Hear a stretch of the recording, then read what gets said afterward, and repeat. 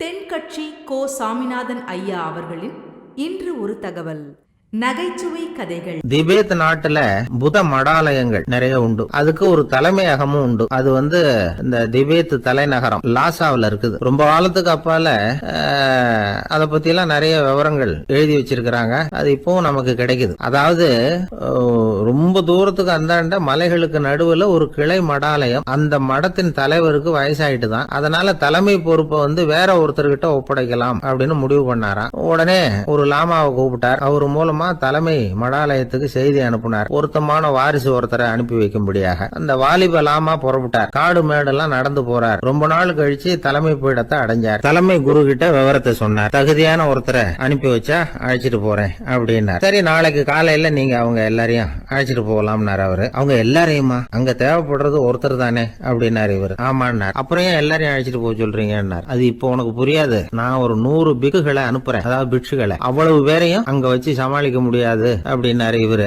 இருந்தாலும் இப்ப அந்த தலைமை குரு என்ன சொன்னாருன்னா, அத பத்தி கவலைப்படாத, நான் 100 பேரை அனுப்புறேன். அதுல 99 பேர் வழியிலேயே காணாம போடுவாங்க, ஒருத்த மட்டும்தான் வருவான். அவனும் அங்க சேர்ந்துட்டானா நீ ரொம்ப கொடுத்து வச்சவன் அப்படின்னாரு. இவருக்கு ஒன்னும் புரியல. இருந்தாலும் மறுநாள் அந்த வாலிப லாமா 100 பேரை அழைச்சிட்டு புறப்பட்டார். போற வழியிலேயே பல பேர் அங்கங்க பிச்சுட்டு போட்டாங்க. அவர் சொன்னது மாதிரியே வழியில அவங்க ஊர்கள் இருந்ததுதான் காரணம். அப்பா அம்மாவை பாத்துட்டு வரேன் அப்படின்னு கொஞ்சம் பேர் போனாங்க. சொந்த பந்தத்தை பாத்துட்டு வரேன் அப்படின்னு கொஞ்சம் பேர். ஒரு வாரம் ஆச்சு. இப்ப மிஞ்சினது 10 பேர் தான். வழியில ஒரு நகரம். அங்க சில பிட்சுக்கள் சந்திச்சாங்க. எங்க மடத்து தலைவர் இறந்துட்டார், உங்கள யாராவது ஒருத்தர் எங்களுக்கு தலைவர் ஆக முடியுமா அப்படின்னு கேட்டாங்க. 10 பேரும் தயார். அதுல ஒருத்தர் அழைச்சிட்டு அவங்க போயிட்டாங்க. இன்னொரு ஊர்ல சில பேர் வந்தாங்க, வழி மறிச்சாங்க.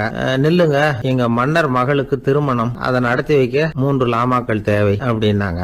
இப்படி கொஞ்சம் கொஞ்சமா எல்லாரும் காலி. கடைசியில 2 பேரும் மிஞ்சினாங்க. அங்க ஒரு இளம் பெண் எதிரில வந்தா. எங்க அப்பா வேட்டைக்கு போயிருக்கிறாரு, இன்னும் திரும்பி வரல, வீட்டுல வேற யாரும் இல்ல, தனியா இருக்க பயமா இருக்கு, யாராவது ஒருத்தர் எனக்கு துணையா இருக்கணும் அப்படின்னு கேட்டுக்கிட்டா. எங்க 2 பேர்ல நீயே ஒருத்தரை தேர்ந்தெடுத்துக்கோ, இல்லன்னா எங்களுக்குள்ள சண்டை வந்துரும் அப்படின்னாங்க. இப்ப மிஞ்சினவர் ஒருத்தர். அவருக்கும் ஒரு சோதனை வந்தது. ஒரு தர்க்கவாதி எதிரில வந்தா, உன்னோட வாதம் பண்ணணும்னா, இவனோட வாதம் பண்றேன், அது முடிய ரொம்ப காலம் ஆகலாம், தர்க்கத்துல நான் ஜெயிச்சா அங்க வரேன், இல்லன்னா இவருடைய சீடன் ஆயிடுவேன் அப்படின்னாரு அவர். கடைசியா அழைக்க வந்த வாலிப லாமா மட்டும் வெறும் கையோட திரும்பி போனார். அங்க இருந்த வயசான மடாதிபதி கேட்டார், எத்தனை பேர் அங்க இருந்து புறப்பட்டீங்கன்னார். என்னையும் சேர்த்து 101. நல்லது, நீயாவது திரும்பி வந்திய, அதுதான் எனக்கு போதும், ஏன்னா நீ தான் எனக்கு உண்மையான வாரிசு, அந்த 100 பேர்ல யாரும் வரமாட்டாங்க அப்படின்னாரு அவர். ஏன்னா அவருக்கு தெரியும் இவர் ஒருத்தர் தான் திரும்பி வருவாருங்கிறது. திபேத்துல ஒரு பழங்கால பழமொழி உண்டாம், 100 பேர் செல்லலாம், எப்பொழுதாவது ஒருவன் அபூர்வமாக அடைய வேண்டிய இடத்தை அடைவான். இதுதான் அந்த பழமொழி. ஒரு உன்னதமான இலக்கை அடையணும்னா அது அவ்வளவு சுலபமான காரியம் இல்லை.